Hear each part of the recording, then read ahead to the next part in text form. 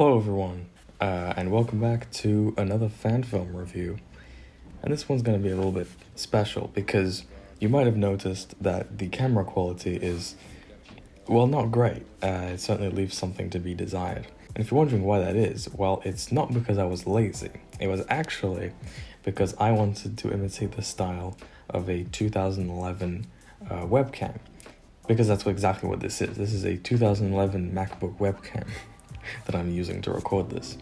So I really wanted to immerse you into the world of what 2011 video recording looked like. Peter's Web is the fan film that inspired me to make fan films. And that's a very important thing to get out of the way first, because obviously I look back at this series with incredibly rose-tinted glasses, and I'll be the first to admit that. But nevertheless, I just really wanted to share this series with you because I know that there are plenty of people who haven't seen it, and as time goes by, fewer and fewer people will end up seeing it.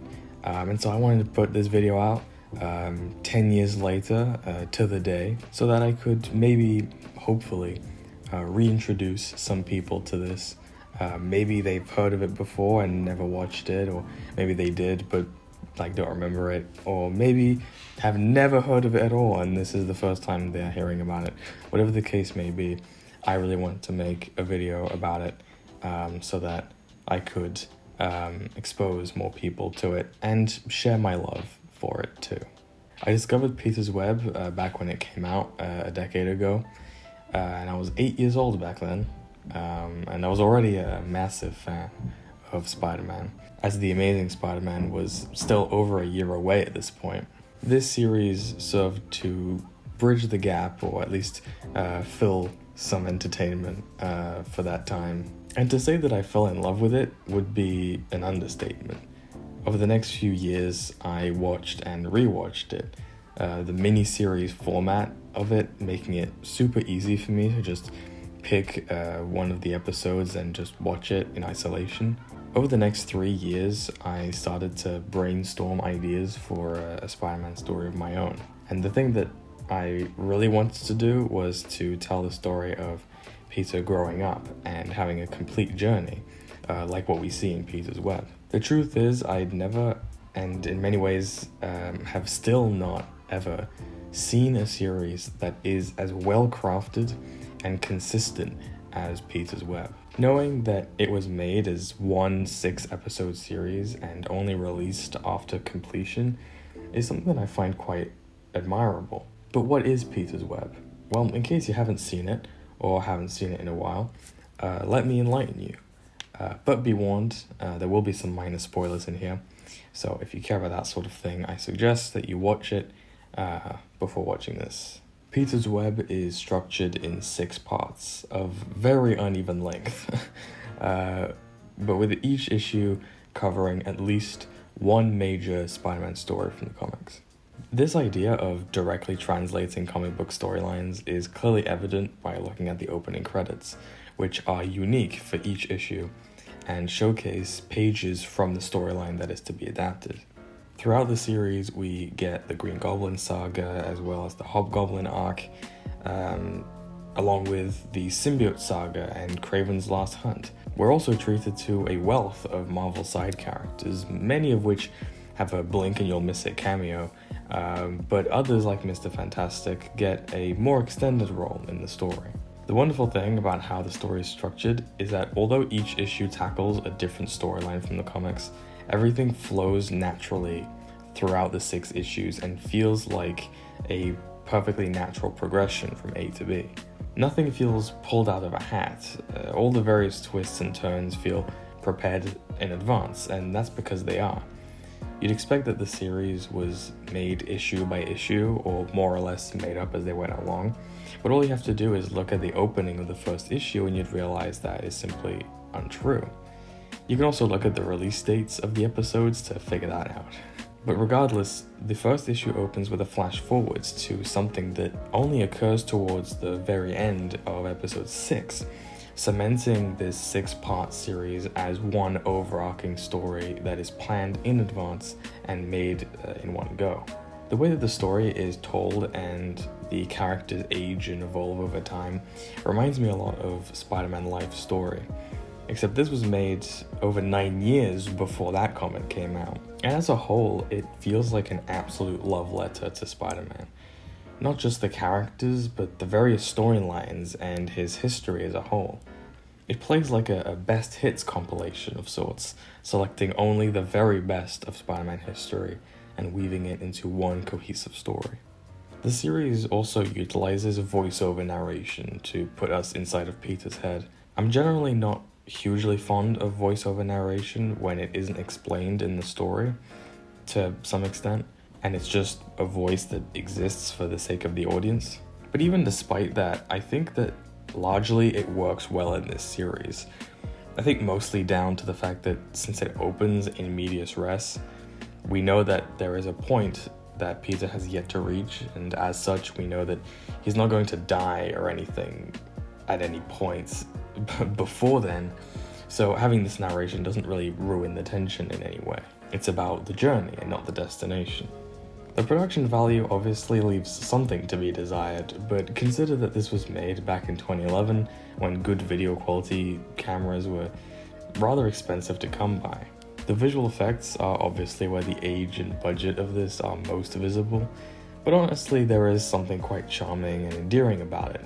It could be because of how consistent it is throughout the series, and therefore it just feels like that's the style of this show. And it feels very earnest in that way, but I don't find myself minding it all too much. It works well for what it is.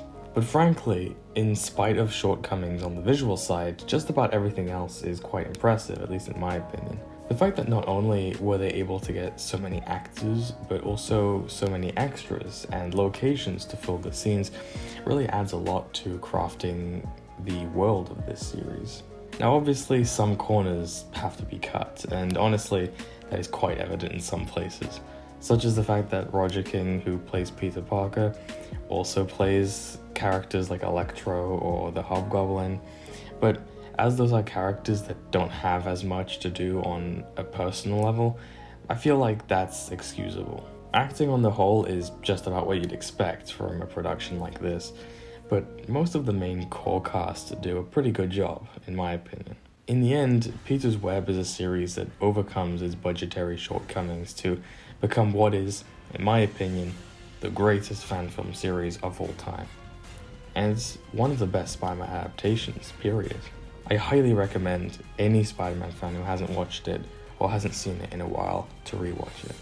A few years after Peter's Web ended, Roger King opened a new channel and started a series of videos discussing the production of the series. In it, he answers every possible question you might have about how it was made. And I won't lie, knowing what they went through to make it only made me love it more. Seeing the blood, sweat, tears, and passion that it took to bring this series to life is insane, and you best believe that I took notes. I just think that it's so nice that he took the time to do this. It would have been so easy for him to leave the series as is and never talk about it again. But instead, he gave any fan filmmakers and upcoming filmmakers some of the best advice you will ever hear. So I highly recommend that you check these out. But if there is only a single thing that there is to take from these videos, it is this quote.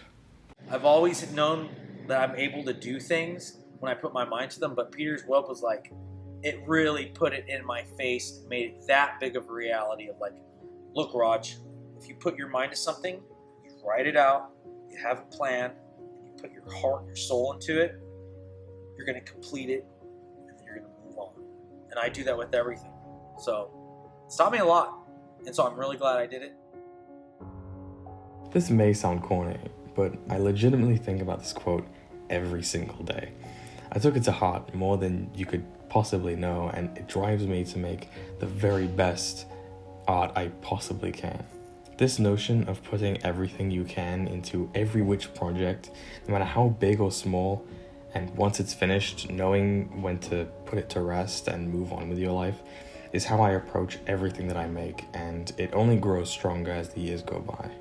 I am sad that Roger King never made anything like this, or really any films whatsoever after this, but that fact honestly makes the existence of this series all the more impressive.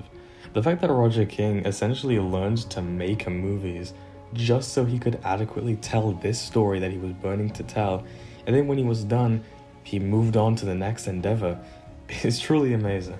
It, above all else, inspired me to make my own Spider-Man fan film, and I wouldn't be here without it. Because while I had a passion for filmmaking long before I made that fan film, or even before Peter's Web was released, it is thanks to that Spider-Man fan film that I am where I am today. The course of my quote-unquote career was undoubtedly changed when I made my fan film, and I wouldn't have done it if it weren't for Peter's Web. So no matter where my career is now, or where it'll be in the future, I owe at least a good part of that to Roger King for putting me on this path. So Roger King, I want to say thank you. Thank you for making this series, thank you for inspiring me, and thank you for your contribution to Spider-Man fan film history. Happy 10 years, buddy.